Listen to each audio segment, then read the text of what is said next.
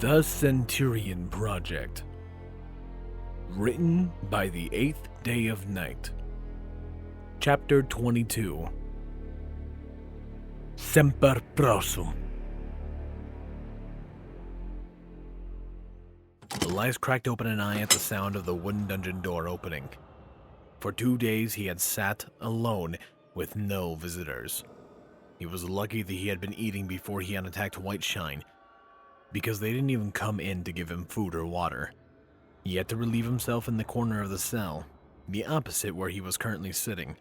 His tunic reeked as a result, as did the rest of the cell, of blood and piss. His hands were caked with blood, and due to the shackles, he had a difficult time properly getting his tunic out of the way to urinate. Altogether, he felt fairly awful. It didn't help that the cell was kept at a much colder level than he was used to. Due to their fur, most of the ponies likely wouldn't notice the chill in the air. But lacking anything under his tunic and underwear, Elias felt it to his core. If he wasn't severely dehydrated, you would imagine that he would be shivering. As it stood, he wasn't moving much, with each motion bringing him fresh pain.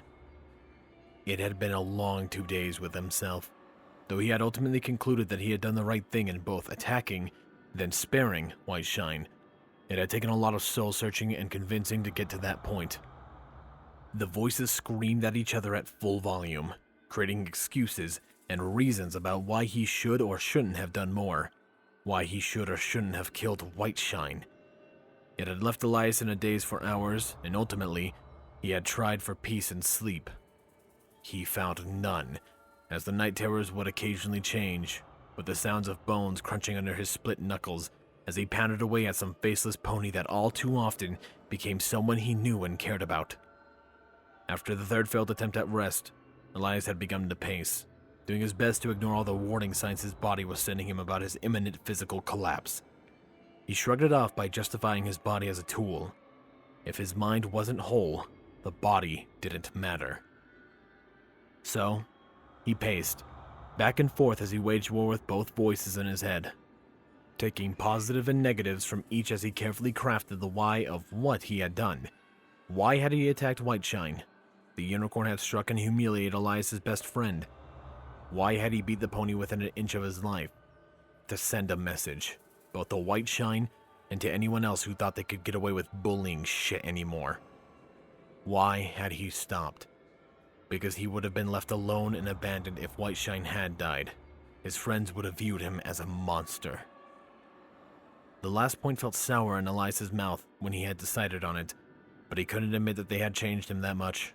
He needed to be a battle-hardened protector for the ponies. They needed him to make that hard choice, to spill the blood that needed spilled. He had more than proved that by fighting their top ponies and surviving. By their legal standards, he was a child, yet he was near the top of the combat game. In real combat, he would probably be the best. Elias had made that point as a concession with himself. If he had become that weak, he should just kill himself. There was no point in pressing on. He would always fail his friends. If it was just to keep them close, however, that he could justify. 3 ponies quickly came into his view: Luna, Nightshade, and Scalpel. Each recoiled in disgust as the smell of his cell reached their nose. What is this? Luna asked. Godsman Bright, have you not been cared for? When is the last time your god has checked for your relief and feeding? Elias snorted, looking to the stains in the far corner. I believe the last time was a little over 2 days ago, when I was put here. No food, no water, no blankets, no restroom visits, not a word for me. I'd say it is a fairly genius method of torture. Pain by neglect. But let's be honest, I've lived through worse. Give it another week and we can talk about how much this sucks. Nightshade unlocked the cell and Scalpel moved forward, quickly lifting Elias' manacled hands. His eyes flashed with anger as he looked back at the guard captain and princess. Princess, if I may be frank, what the fuck are these shackles? Any pony with half a brain could realize that this is fit under cruel and unusual punishment, especially given that he's been wearing them for 2 days. His horn lit up brightly, and Elias winced as the unicorn magically unlocked the shackles. The metal fell limply to the cell floor with a clang, and Scalpel gave Elias an apologetic look as he spread each finger apart, one by one. The pain was severe, as was the damage. His knuckle had begun to ooze after the first fitful sleep he had, and each shift in posture had just made it worse as the steel of the shackles pulled back more flesh. The wounds had started to itch, and he couldn't avoid urinating on them. With the color they were now, Elias had no doubt that they were infected, and he winced in pain as Scalpel dabbed at them with rubbing alcohol from a large black bag he had brought with him. Scalpel sighed deeply as he stared at Elias's hands, then at the human's apparel. He looked back at Luna. Princess, we can't have him stand trial like this. 2 days with no medical treatment, no cleaning, and no food and water? He's liable to collapse. He looked at Elias's hands. And we can't put those shackles back on his hands and bandage them. It's one or the other, and I think you know which one I want. Then mend Godsman Bright's wounds, Doctor. I know not why this has occurred, but rest assured that whoever is responsible will be punished. Nightshade cleared her throat, wincing back from the glare Luna gave her. Princess, Captain Chaser is under orders to deliver Elias to the throne room, only if he is chained. Otherwise, he can't leave this cell. Luna growled. Captain Chaser will do whatever I tell him because I am Princess Luna of Equestria. He would not dare disobey my orders. Nightshade sighed. Princess, it isn't that I don't completely agree with you, but he's under direct orders from Princess Celestia. He has to follow her orders until she changes them. He can't listen to one princess over another. It's all in the rulebooks. Luna's scowl deepened. Why would my sister order this? She said, pointing at Elias. This is barbaric treatment no matter the crime. I do not recall this level of cruelty in her. The royal guards are treating Elias like an Omega-level threat, Princess. Nightshade replied as if that explained everything. Omega? Elias asked. Luna looked at him, and he saw the anger shimmering in her eyes. It is a code for the most extreme magical threats. This code and Nightmare Moon are notable examples. These are threats that require direct action to avoid spreading chaos and suffering, typically through the use of the elements of harmony. Her head looked back to Nightshade. Which makes little sense as Godsman Bright's actions, while violent, were not only targeted, but provoked. Her eyes took on a dangerous glint. Rest assured, I shall be having a word with Celestia about this. Elias sighed, pulling himself to his feet. He had to lean heavily on the wall for support, and he gave a thankful glance to Scalpel as he began to pant, drained from the lack of water. He did his best to ignore the signals of pain that his body sent him as he stayed on his feet. He got hurt far too much these days. Far, far too much. He kicked at the shackles with his foot. Come on, let's get this done. I'm not worth all this debate and eternal strife. I'm one human with issues. What happens, happens. At this point, I'm just tired of the process. When nobody moved forward towards the fallen shackles, Elias kicked them again. One of you has to put them on. I'm kind of unable to do it myself, he said, trying to make it seem like a joke. Nobody laughed. Nightshade, grabbing the shackles in her hooves, shuffled forward. She hesitated for a moment, then the shackles hanging just before Elias's bloodied hands. Elias rolled his eyes and grunted. He pushed off the wall, laying his hands as best he could within the shackles. Nightshade sighed and clamped them closed. Elias hissed in pain as the metal seemed to immediately rub against his split knuckles. Nightshade attached the lead to her armor again, but she didn't tug forward as Elias slumped against the wall again, unable to muster the energy to stand unaided, and Luna growled. This is utterly ridiculous. How does any pony expect you to stand throughout a trial if you are too weakened to walk? Scalpel, fetch a stretcher. We shall carry Godsman Bright if we must. Elias shook his head. No. I can walk. Just give me a second to catch my breath. Luna stomped her hoof, her mouth open as she began to argue with him. But Scalpel stepped up beside Elias, motioning for the human to lean on him. Elias did so heavily. They were both lucky he was still so light.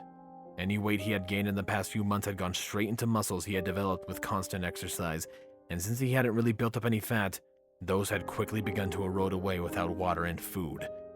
As such, Scalpel was able to help him greatly as they limped behind Nightshade.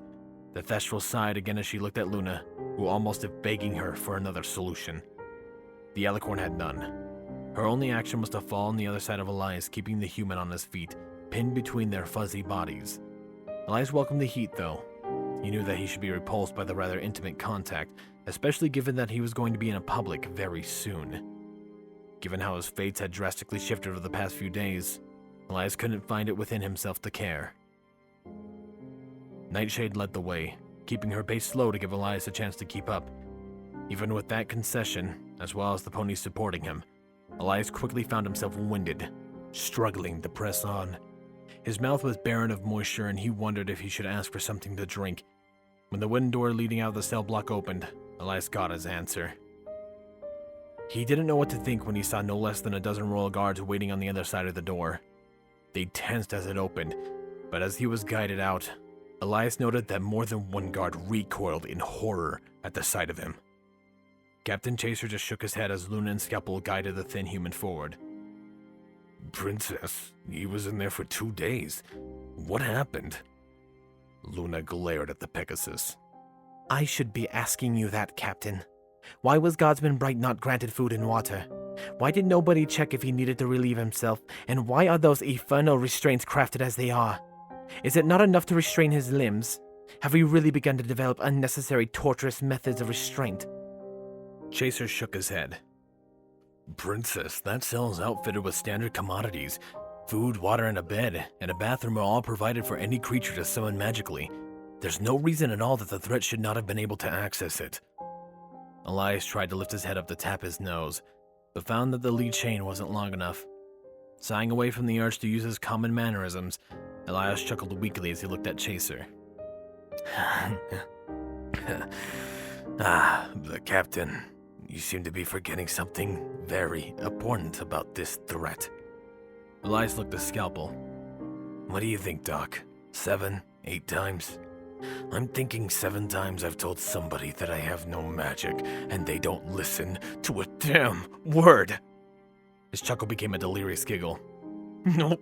No magic for this man. Or is it boy? Technically speaking, by your laws, I'm a minor. So did somebody commit a crime by neglecting me? He giggled again, trying to shove away his rising anger. Scalpel stroked his arm, gently shushing the man. Shh, Elias, please don't talk. You're not thinking properly and you might cause problems for yourself. Elias blinked as he looked down at the unicorn. A moment of clarity plopped into his head as he said, I'm talking like a madman, aren't I? Scalpel nodded. Elias sighed as he leaned more against the unicorn. All right, Doc. I'll try to keep quiet. You owe me, though. The unicorn snorted. And what do you want as payback? You don't go anywhere. Elias nodded. Maybe you can give me some ice cream. I haven't had that in years. I'm curious if it's still as good as I remember. He chuckled darkly. Or maybe you can buy me some booze for me. If I'm going to be arrested and tried like an adult, I might as well be able to drink myself into a coma like one. Then Elias fell silent, staring blankly at the floor. Scalpel sighed as he rubbed against the human, and Luna looked at Chaser with anger. Even if he should have had the methods to feed and water himself, why was Guardsman Bright not checked on? Is it a standard procedure to monitor a prisoner at least 4 times in a 12-hour cycle? That is 16 missed cycles since Guardsman Bright was put in that cell. Chaser sighed and turned around. Princess Celestia ordered that the threat remain isolated until trial. She is unaware if he possesses any mind magic and didn't want to risk any pony falling under his spell. Elias chuckled madly at that, but didn't say anything, and Luna scowled back at the back of Chaser's helmet. That is barbarism of the highest order, and I think words will not be enough. Celestia and I will be discussing this, and if any are found at fault, they will be left in the same manner as Guardsman Bright. Her tone dripped with venom as she stood just short of hissing. Lead the way, Captain, but keep the pace slow. Guardsman Bright is severely dehydrated and cannot move at a quick speed. Chaser nodded once and they began to march forward.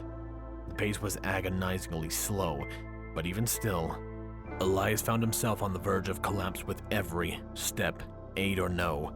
He needed water, but the route they took went nowhere close to anywhere he could get some, not even a fountain. He could have settled for a fountain. He had drunk from much worse before. Though it took them some time, likely longer than anyone had planned for, they arrived at the throne room. Luna gave Elias a reassuring pat with her wing, and then she went through the large doors first. Elias vaguely heard someone announce her, but he couldn't find it within himself to care. Chaser and his guard stood to the side, waving Nightshade forward. She took a deep breath, then with a gentle tug, she began to walk. Elias did his best to dig up his energy reserves, but found little left. The still fresh scar on his chest pained as he moved forward, his long stride gone, replaced by a short shuffle as his sandals dragged against the carpet. He had to squint as they entered the throne room. For some reason it seemed unnaturally bright, and the light assaulted his eyes. He was surprised when he heard nothing more than a quiet few gasps.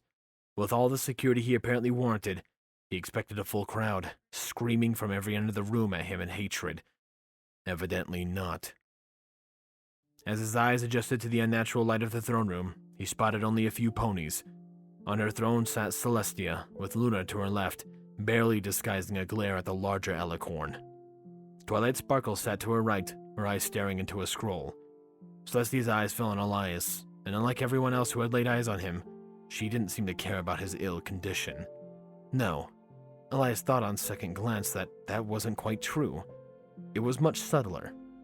Her professional mask was better at hiding her thoughts and emotions. As he walked closer, Elias still saw signs of discomfort. Her nostrils flared just a tad, likely smelling the stench that poured from his body. He noticed her eye twitch downwards, and Elias looked as well to find his hands bleeding freely once more. It wasn't much blood, but it was enough to drip. His shackles had worn through his scabs, rending them to nothing. It hurt, but Elias found that he didn't particularly care about that either. It was good to know his sense of apathy still worked. Besides the ponies on the throne and the guards stationed around the room, the throne room was empty. It honestly surprised Elias. He expected a bit of a spectacle with rotten fruits and screaming ponies crying for his blood. But then again, he had never been an actual criminal in court, so it was likely that all the stories he had been highly exaggerated. Nightshade led him just before the throne before she untethered his shackles. She then moved away quickly, assuming a position beside the steps as she stared blankly ahead, her ears twitching as she tried not to stare at him. Scalpel remained at his side, keeping Elias on his feet, and Celestia stared at the pony for a moment. You may go, Doctor. I assure you that I will entrust Elias to your care once the trial has concluded. Elias can't stand on his own feet, Princess, Scalpel replied. He's dangerously dehydrated, and he hasn't eaten in 2 days. If I'm not here, he'll collapse. Elias scoffed. Nice to know you have faith in me, Doc. Makes me feel all warm inside. Elias pushed off the unicorn, swaying for a second before he found a stance that he could hold for hours with little effort. His feet were spread apart, with his toes pointed outward as his hands dangled in front of him. As long as he didn't rock from front to back, he could keep his balance. For a while, at least. Scalpel sighed as he looked at Elias. You're a big idiot, you know that, Scalpel said, and Elias nodded. Yep. Now get out of here before you get me in more trouble.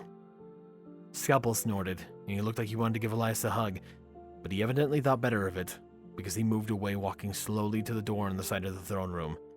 Elias heard it open and close, but his eyes were only forward, meeting Celestia's gaze as she stared at him.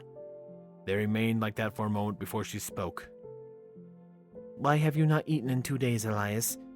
Is this some sort of self-punishment that you sought to inflict upon yourself? Elias shook his head as he chuckled. You've never been starving before, have you? He held up his hands. Don't answer that, because I already know the answer is no. A man who has starved never goes without it again if he can help it. I no more want to go hungry and sit in a pool of my own filth than anyone who wants to smell it. Then why did you not make use of the facilities in your cell? Because I can't, Princess, Elias replied simply. I have no magic, and therefore I cannot act on anything that requires magic to function. He shrugged. I've told just about everyone I could, but it seems that nobody listens. I don't have a magic signature. I've never had a magic signature, and I can't access anything that would require a magic signature. He smiled as his anger rose, and with it, his energy. I don't know how much more proof anyone needs that I'm right. The safety net and the exercise didn't work. When the guards did their little song and dance, I had no reaction. The cell wouldn't open when Princess Luna keyed it to my signature. He shrugged. I have no magic, and honestly, I don't know why you isolated me. But now is the perfect time to prove it. He tried to move his arms to spread his hands, but the chain stopped him, reminding him that he was bound. Elias sighed as he tried to point at his chest. Take a good look, Princess. In fact, I invite both of you, he said, looking to Luna. Scan for magic of any kind, and I promise that you will find nothing. Not even a drop. Celestia frowned, but her horn lit up. Elias felt a brief tingling sensation pass over his body, catching in his chest painfully for a moment. It wasn't that significant for him, but Celestia recoiled like she had just been electrocuted, and she looked at him in horror. That can't be right. It isn't possible, she said. You can't exist if this is true. Luna looked at her sister, then at Elias, who waited calmly. Instead of casting her detection spell from the throne, she got to her feet and walked down, standing directly in front of Elias as their horn charged with blue energy. The human waited calmly as he felt a similar sensation pass over his body, but Luna's felt kinder than Celestia's had, as well as more thorough. The sensation seemed to take its time remaining in his head, as well as his chest for a few seconds before it continued along his body. Luna sighed as her spell came to a conclusion and faded into oblivion. The sensation of kindness didn't fade as her green eyes found his. I have suspected this would have happened. It is why I did not have Dr. Scalpel heal your wounds. She looked over to her shoulder at Celestia. It would appear that Guardsman Bright is indeed correct. No magic exists in his body. He shouldn't exist, and as stands a fact against nature. She sat before Elias, examining up and down. And yet he is wholly and unequivocally possible. He is every bit a living, breathing, feeling creature, and yet distinctly lacks the very thing that makes living creatures alive. It is most interesting. It is not interesting, Luna, Celestia said angrily. It is dangerous. Elias saw fear in her eyes now. He wanted to laugh. He had thought this was going to be about his attack on Whiteshine, but the evidence that he lacked magic seemed to take center stage instantly. He changed from a deranged human to a monster in Celestia's eyes in an instant. If she only knew the real monster looked like. Could this be the work of Discord? Celestia asked. He would benefit from such a subtle method by which to spread more strife and chaos.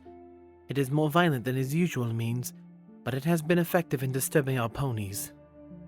Nay, sister, Discord's magic would show in my young guardsman if that were the case. Luna motioned for Elias to sit as she carefully poked and prodded at him. Regardless, Discord is currently being reformed by Lady Fluttershy, and if we believe that Guardsman Bright is a product of his magic, then we have a much bigger problem on our hooves than the action of my wayward guard. Luna scoffed as she lifted his chained hands in the air. Elias, I wish to remove these infernal chains and run tests on your person. Can you promise that you will not seek to harm anyone while I do so? Elias shrugged. As long as Whiteshine isn't waiting in the wings, absolutely. I hurt who I needed to, and hopefully, I won't have to do it again if he learned his lesson. Luna, what are you doing? Celestia asked, her voice tinged with paranoia. Move away from the creature. I do not wish for it to harm you. Luna glanced over her shoulder. Do you have so little faith in me, Tia? I am more than capable with dealing with Guardsman Bright, especially given his current state. She turned to look at him. Besides, I don't think the Guardsman will hurt me. You seem to fear that he is any less the person he was a few days ago, while I, on the other hand, have already experienced Bright at some of his lows, and can safely tell you that he is a caring creature who acts only in accordance with his own morals. She tilted her head, her gleaming eyes making their best effort to pierce his very soul. You attacked Whiteshine because he struck Night Flash, did you not? You reacted to a friend in need in the way you knew best, by eliminating the threat, permanently. Elias nodded slowly and looked down, his voice becoming low. I warned him, Princess. I warned him what would happen, but he didn't listen. Now nobody will second-guess my word again. And if he's smart, Whiteshine will stay far away from me and my friends. Luna smiled. Indeed he will. We shall discuss that in a moment, however. She turned to look over her shoulder. Twilight Sparkle, I request your assistance. I need somebody to record our findings while maintaining a detection spell. The purple unicorn squealed with her usual excitement and bounced down to the throne, plopping to a seat beside Luna. Her nose wrinkled as she got close to Elias, but she didn't shy away. Her horn charged to a brilliant purple, and Elias felt another sensation pass over his body. Unlike the slightly hostile energy her mentor gave off, and unlike Luna's slow-spreading kindness, Twilight's magic seemed determined to make his heart explode. Her energy was as giddy as she was, and it raced through his body, putting its hair on end. Once it had combed through him once, it parked itself in his chest, and Elias struggled not to scratch at it. Twilight oohed softly as her quill began to write, and she looked to Luna, a bright smile on her face. Assistant Twilight Sparkle, ready when you are, Princess, she said with a giggle. Elias eyed the unicorn carefully. Is it too late to go back in the cell and starve to death?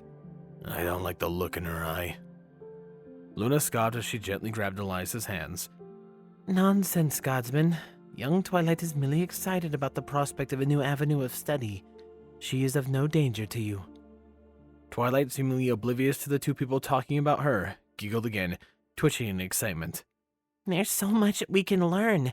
My first experiment with Princess Luna, and we are performing such groundbreaking work.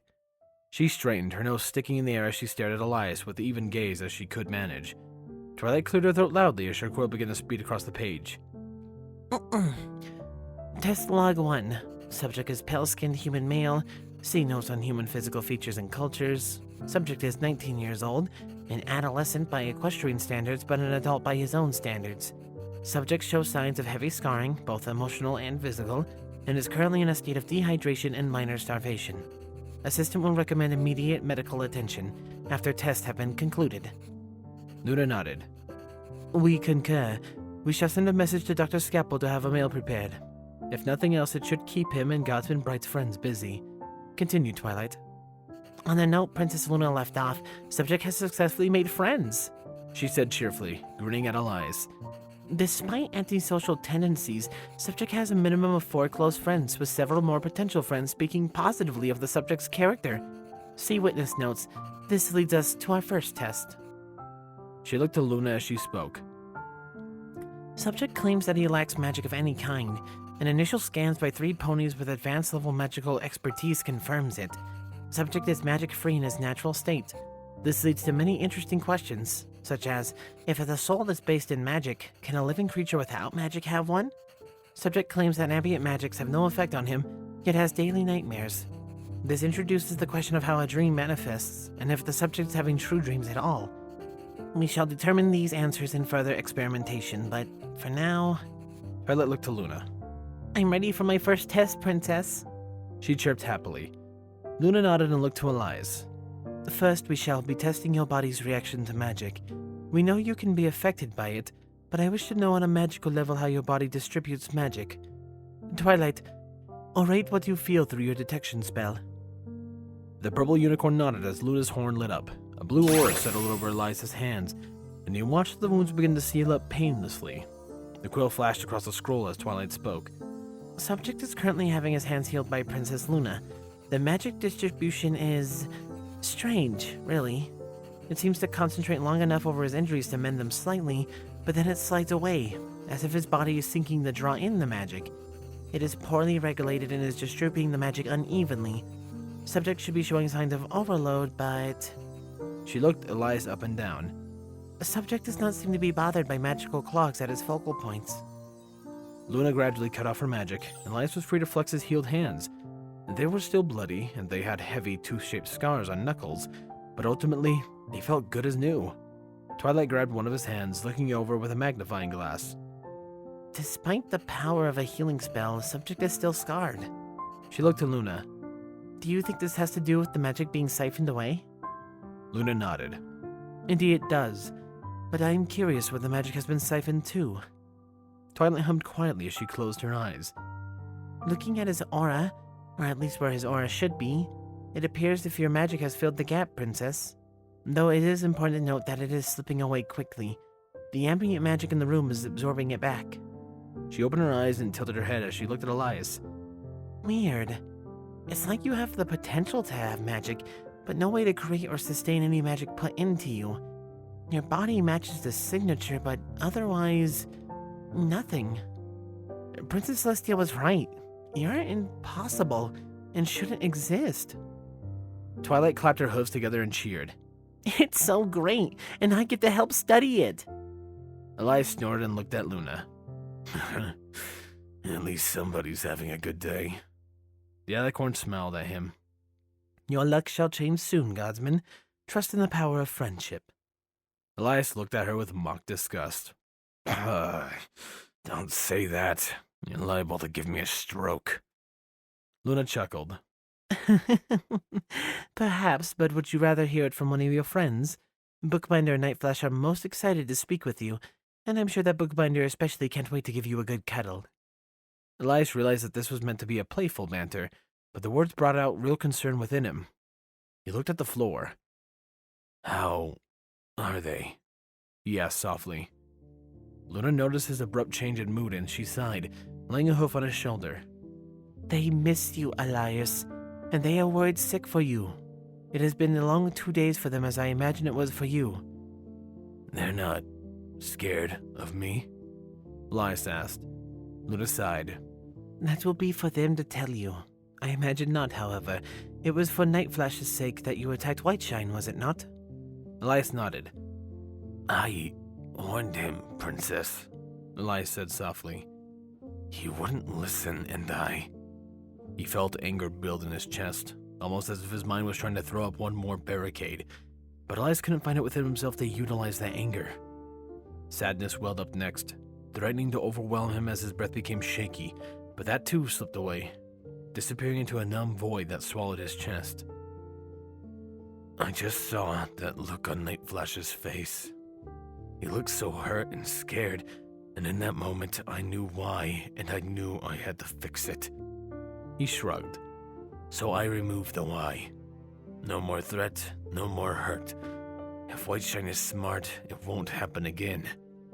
And if it does, he'll regret it for the rest of his short life. Luna sighed. So, is it safe to say that you do not regret your actions? Elias shrugged. My only regret is that it happened when and where it did. I wish Binder and Flash never had to see that side of me. It was only a matter of time, I suppose. He sighed deeply. The sadness returned, though this time it stuck slightly in his mind as the paranoid center voice whispered dark words in his ear. They're gonna hate me for this, aren't they? Elias asked Luna softly. Bookbinder and Nightflash, I mean. I'll try to hide it, but they're going to hate me. I'm going to be alone again. Elias remained silent for a moment before he snorted and shook his head. It doesn't matter. I'm done. You have your guilty confession. If that's what you were after with this little exercise. He mustered the energy to push himself to his feet, and Elias met Celestia's eyes as he rolled his shoulders, feeling the muscle pull as he did. I'm prepared for whatever punishment you give me. I'm no expert, but I read enough about equestrian law to know I have no rights, as I don't qualify as a citizen of any recognizable nation. Punish me however you will. I just ask that I get to see Bookbinder and Nightflash once beforehand. I don't want their last thought of me being like that. Sister looked him up and down. Elias briefly noticed an unnatural light in the room dim slightly, allowing him to properly look at the alicorn without squinting. She was clearly studying him intently, and he could tell from the look in her eyes that her feelings about him were mixed at best. How she flipped back and forth from thinking him as a monster or a monstrous human was almost amusing to watch, and it told Elias that she had the paranoia to rival his own, though hers was likely kept in much better check, Something won out, however, and her face resumed its unreadable status as she strained in her throne. Before I tell you your punishment, I must tell you why you are waited in isolation. Your actions have created quite the stir in the castle, and in Canterlot as a whole. Entire sections of guards, Royal, Solar, and Lunar, have rallied to your cause even if you did not ask them to. I feared that you were controlling their minds, but the stories they told me were of a man in pain. Some of them have not met you, yet they know of your name and know your actions. She arose from her throne and walked down. Luna gave Elias a small smile before she ushered Twilight to the side, gently pushing the purple unicorn with a wing. Saucy continued speaking as she approached the human. For 2 days, I have had pony after pony come into this room, under a truth spell no less, and beg me for your release, several of whom blamed themselves for what happened. I feared that you had wormed your way into my kingdom to tear it apart from the inside, and that I had foolishly let it happen. Saucy snorted as she cast a glance towards Luna. I even had thought you'd brainwashed my sister, if you can imagine that. Her smile quickly dropped. And for 2 days I was utterly convinced that you had managed to usurp my kingdom and my people, had taken my sister away from me when she only had her back for 3 years, and then you snapped, ready to make use of this new power. She sighed, and Elias noticed tears in her eyes. Yet you stand here before me, ready to face my wrath, knowing that you may be executed or worse, and your only wish is that you see your friends again. She snorted and shook her head. I am a fool, a delusional fool to think so little of you. I hope you could find it within your heart to find forgiveness for this old Elias silenced her by putting his hand over her mouth. In hindsight, it probably wasn't the smartest thing to do, as this hand has likely smelled horrible, but in a slightly delirious state, he couldn't find it within himself to care. Besides, it had the effect he wanted, and he was quick to drop it once he realized she wouldn't continue. Elias blinked at the alicorn as she stared silently at him. There's nothing to forgive, Princess. Elias said simply after a long moment of silence. You did what you thought was right with the information you had, and I can't blame you for that, as nobody should. He fumbled with his nose as he tried to itch his facial hair. If it makes you feel any better, I've stayed in much worse conditions for much longer. You just spoiled me and got me used to things like regular meals and running water. So if anything, I should be thanking you and begging you for forgiveness. Saucy smiled at him. Kind words, my little human. Regardless, I offer my sincerest apologies for how you've been treated this past few days. And if there's anything you need, anything at all, then please ask. She sighed and straightened. But first, we must address your punishment. Elias nodded, looking nervously to Luna, who gave him a playful grin. He felt like that didn't make it any better. His eyes drifted back to Celestia as she spoke. Elias, as punishment for defending God's pony Nightflash, as well as for escorting him safely after the incident, you shall have 2 guards placed at your side to watch your every movement, day and night. These guards will have full discretion to better your physical and mental health. Elias noticed a small grin tugging at the corners of her mouth. In addition, Dr. Scalpel, with the assistance of Princess Luna, shall determine a full regime in aid of your rehabilitation. Luna raised her nose in the air. In fact, I have already begun to prepare the first portion of your recovery, and your guards have already been alerted. Elias really didn't like the sound of that, so still let her grin out as she continued. Next, you shall be attending weekly lectures meant to improve your skills as a guard, and Captain Chaser will have an application on his desk by the end of January. You have turned some heads, Elias, and I expect you to fulfill your true potential, just as I expect of all of my subjects, which brings me to the final portion of my punishment. She turned to Twilight. Twilight, you are usually prepared. Do you have a citizenship form by you by any chance? The purple unicorn nodded. Of course, Princess. It was one of my checklist of potential outcomes. A pair of saddlebags appeared from nowhere, bulging with excess papers, and what Elias could only assume were books. Though from the way they were bulging, he imagined that they could function as explosives. From the unmanageable mess of papers floated a single, crisp-looking sheet. It floated over to Celestia, who looked it over, filling in a few spaces with a conjured quill as she thought through it. The sheet then floated over to Luna, who repeated the process. The blue unicorn gave it a wink to Elias as she passed the paper back to Celestia, who nodded in approval before giving it to the swaying human.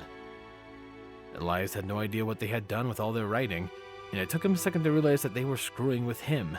The papers was simple, not dissimilar to a birth certificate. On it sat space for his name, which had been filled in, with both middle names too. Both princesses had already signed the certificate as well, and both were looking at him eagerly. It only took a whisper of suspicion, but it was enough of doubt in his mind to make him ask. Princess, I know there's a saying about gift horses and where you shouldn't look at them, but why? He asked, looking from the papers to Celestia. Why am I not facing a more severe punishment? Celestia smiled warmly at him. Disregarding your repeated displays that you are an honorable, caring man who only does what he believes is right. She sighed. Whiteshine's parents actually came to visit with us during the second night of deliberation. What truly surprised me was when they asked to see you so they could give you their thanks. Their thanks? Elias asked, stupefied. I beat their son. Not as badly as I could have, but badly enough. Celestia sighed. Indeed, but I thank you for showing restraint. It is one of the contributing factors to your light punishment. Regardless, it appears that we were a multitude of complaints levied against the unicorn that were withheld under the threat of disgrace from the guard. I have had to apologize to many of the guards for letting this slip my notice, but I have made sure that no pony can wield their family status like a weapon now. Still, she continued, Whiteshine's parents are fine ponies, and upon hearing of their son's behavior, they wished for your immediate release, even going so far as to offer the payment for a defense attorney, should you have needed it. No ponies pressing charges, however, so this matter was safe to resolve eternally. She sighed again as her eyes found Elias. And so, we have. Make no mistake, we shall be watching you closely to ensure this was a one-time occurrence, but to pretend that there weren't many factors that brought this to a head would be foolish. You have made such progress since your arrival here, and you have found a series of beautiful relationships that I hope will continue to flourish. This is a way to bring you closer to our ponies, as it were. She snorted. Though I would be amused in seeing how you would function as a full-blooded pony, I believe this will be more than make you one of us in the rumors I have heard about your indication. Elias looked over the paper once more before he sighed and motioned for someone to give him a pen. The quill quickly floated into his grasp. He hesitated for a moment, then made a slight edit to his name before he signed it. If Nightflash ever saw it, he imagined the pony would like it. As soon as he finished signing the certificate, both it and quill disappeared. Celestia smiled brightly. Excellent. It shall be added to the vault of the records this very day, and you shall receive a copy by the end of the week. Now, Luna, I believe you are responsible for punishing Elias? Luna grinned, and Elias found that he couldn't decide if he hated that grin or not. While it contained a hint of malevolent intent, Elias also saw understanding in it. He imagined they would be talking in private later.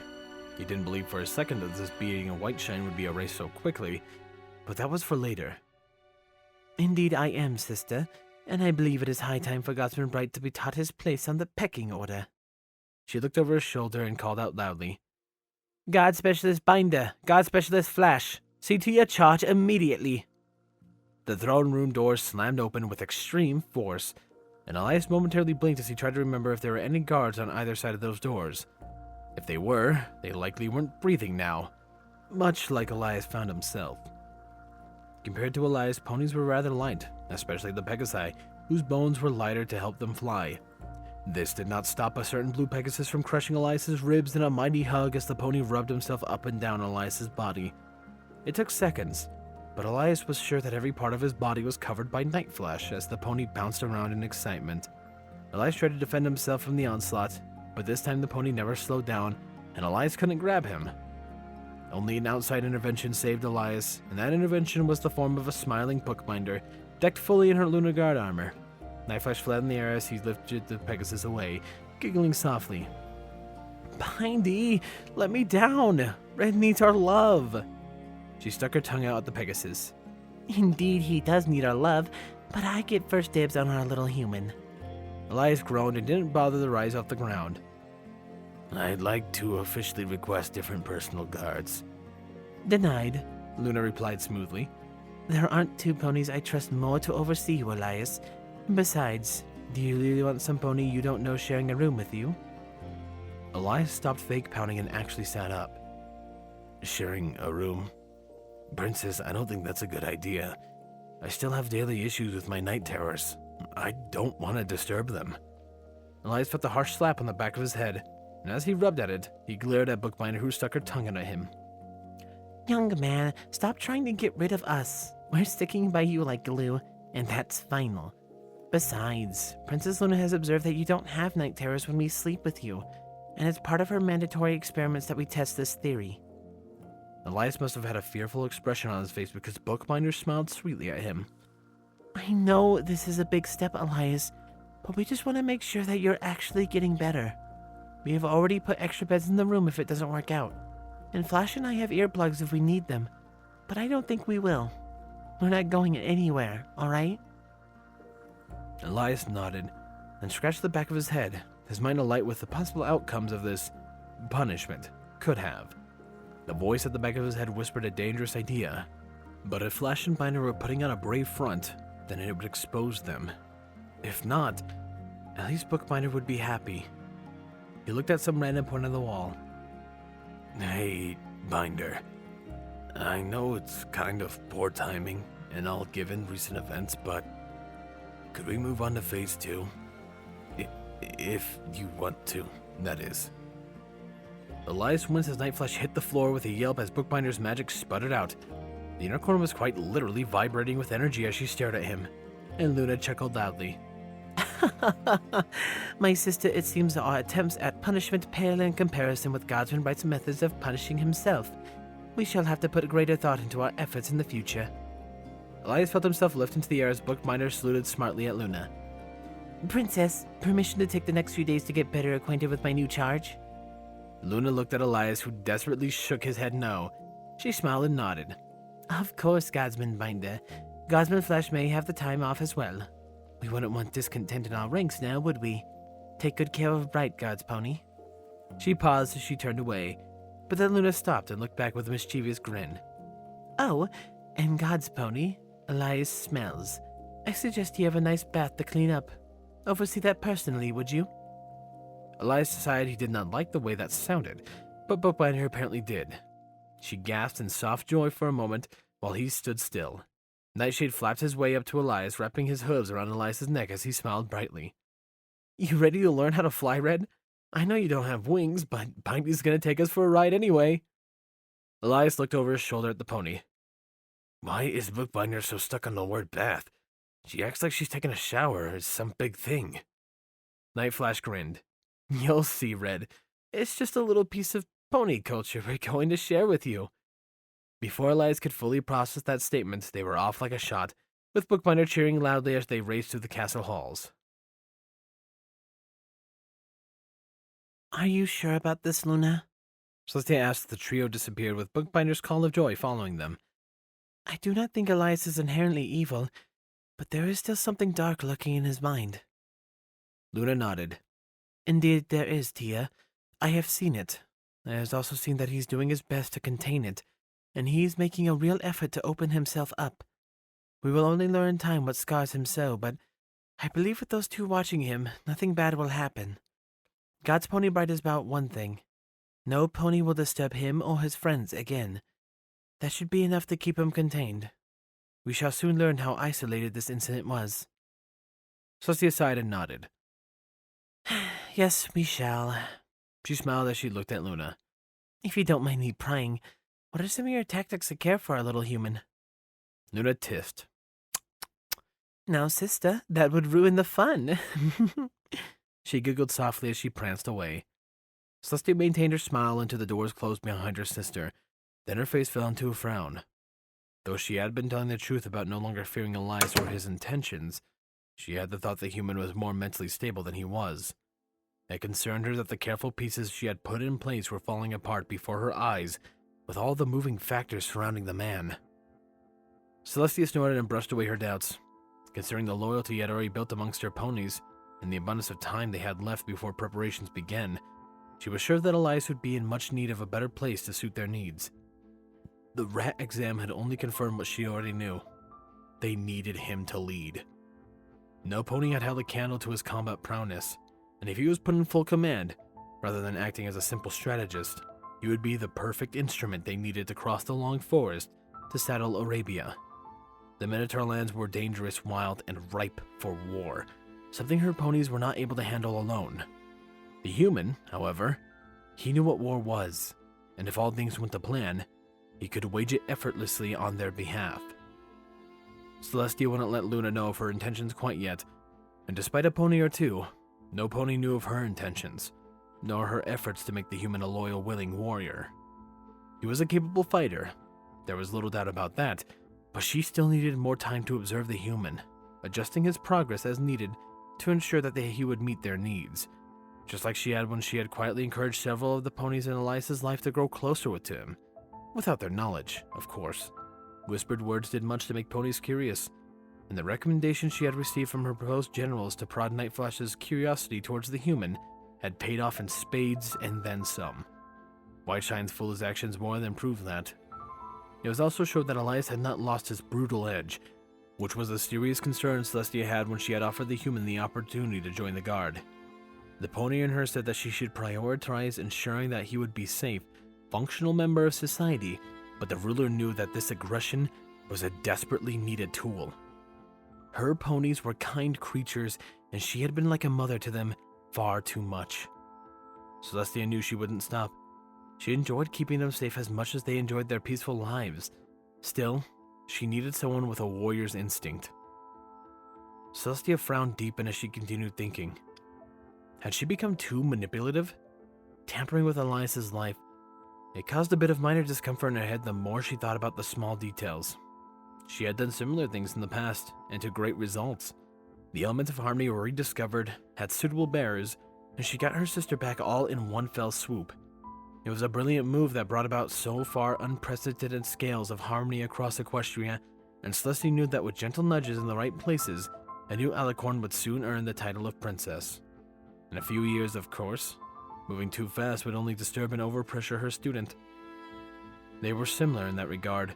Elias and Twilight, volatile, obsessed, through the Keepers only knew why. Each could get set off by the smallest event, and Celestia wondered briefly which would be worse if they finally lost control. Twilight was clearly more individually powerful than the two, and her strength increased with each day. It was only blunted by years of careful tutoring, as well as safety net established with her friend group. As a unicorn, though, Twilight had unmatched power and skill with magic, so much that she was nearly a rival to Celestia. It was only because of her utter devotion to her teacher that Twilight would never raise as a threat.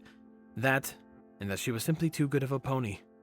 It took others to bring it out, but the unicorn was incredibly kind-hearted, and Celestia had no doubt that they would be friends for centuries to come. Elias on the other hoof was different. Given enough time, she suspected that Elias would be able to raise an army of ponies loyal to his name.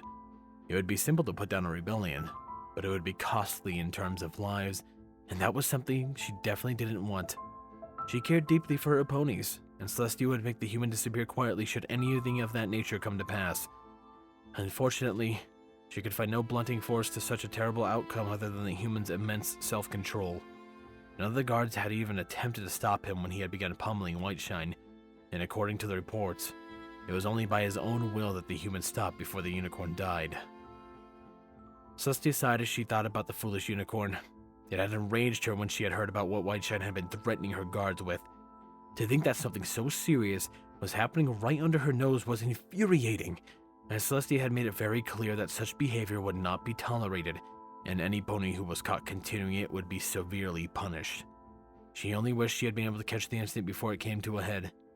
Her focus had been elsewhere, however, the upcoming wedding and the mountain of planning and coordination that would follow. It was a failure of hers, but not one that she would matter in the long term, unless it happened again. Celestia sighed and rubbed the base of her horn. Raven, could you please do something for me? The white unicorn popped out of her disguised workroom behind the throne, blinking rapidly with her bleary eyes as she adjusted her glasses. Yes, princess, she asked. Do ensure that former God's pony Whiteshine never comes within 1,000 feet of the castle. In fact, put a restraining order on him to avoid any contact with Nightflash, Bookbinder, and Elias Bright. The unicorn nodded. Her horn alight as the door in her work area closed, assured that the incident wouldn't be able to repeat itself anytime soon, and Celestia returned to thinking. combing through her plans for any flaws that would lead to a catastrophe.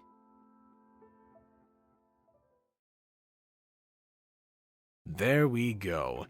And now we're finally wrapping up on the Rat Project fully, and leading into the next chapter of TCP. With how nicely the Whiteshine business was all tidied up, I'm more than happy, actually, that, well, frankly, his parents were good ponies. I was kind of worried it was going to be one of those noble civil wars, essentially. And it's also glad to know that Vindy and Nightflash still love him. Who else are loved are my wonderful donators. Thank you, Chase the Master, HKH4 aka Texture, Triss, the Animated Ghost, Solus, and of course a large thank you to Silent Titan. Your guys' support is amazing and I appreciate it so much. And I hope you enjoyed this rather much longer chapter than usual. Oh man, this was a pain to edit, but I hope you liked it because I really want to do this all in one piece, as this is the nice bow on this section of TCP until we start bleeding into the next one. Anyways, rambling aside, I hope you guys have enjoyed. This has been Firehearth. Have a wonderful day.